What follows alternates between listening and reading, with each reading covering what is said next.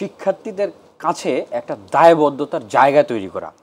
হইলাম আমি ছাত্র অধিকার পরিষদের সভাপতি, গণ অধিকার পরিষদ ক্ষমতায় গেল, ছাত্রদল হলো কিন্তু সভাপতি ক্ষমতায় গেল বা শিবির, ইট ডাজন্ট ম্যাটার। যখন নিয়মিত ছাত্র সংসদ নির্বাচনটা হবে তখন কিন্তু আমাকে শিক্ষার্থীদের কাছে জবাবদিহি হইতে হবে।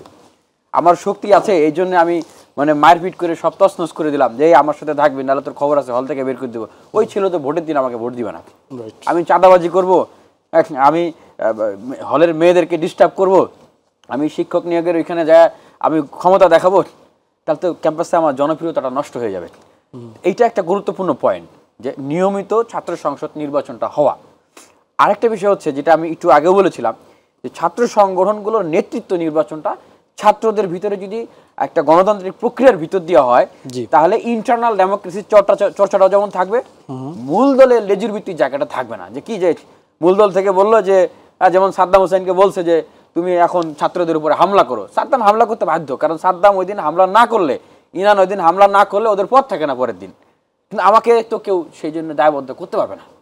সেটা আপনার হচ্ছে ক্ষমতাসীন দল হয়ে কাউকে মারার জন্য বা বিরোধী দলে থেকে ক্ষমতায় আসার জন্য শিক্ষার্থীদেরকে ব্যবহার করে অন্যায়ভাবে অনৈতিকভাবে, এই সুযোগটা থাকবে না।